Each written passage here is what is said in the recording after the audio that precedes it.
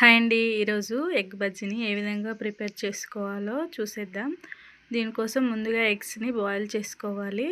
మనము ఎంతమంది ఉంటామో దాన్ని బట్టి ఎగ్స్‌ని బాయిల్ చేసుకోవాలి. ఇక్కడ నేను ఒక 8 వరకు బాయిల్ చేసుకుంటున్నాను.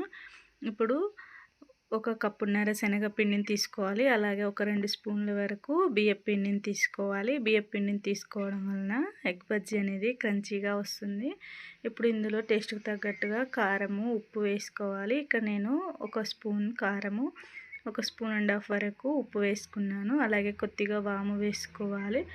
అలాగే ఇప్పుడు ఇందులోనే కొద్దిగా అల్లం వెల్లుల్లి పేస్ట్ వేసుకోవాలి.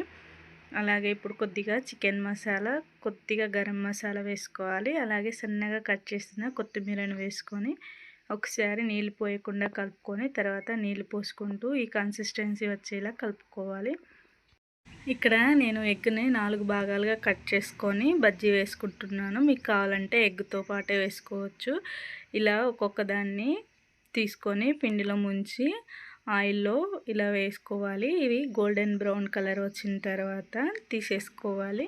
వీటిని టమాటో కెచప్తో తింటే టేస్ట్ చాలా బాగుంటుంది. మీరు కూడా ఒకసారి ట్రై చేసి ఎలా వచ్చిందో కామెంట్ చేయండి. మన వీడియో కనుక నచ్చినట్లయితే మన వీడియోని లైక్ చేసి మన ఛానల్ని సబ్స్క్రైబ్ చేసుకోండి. Thank you for watching.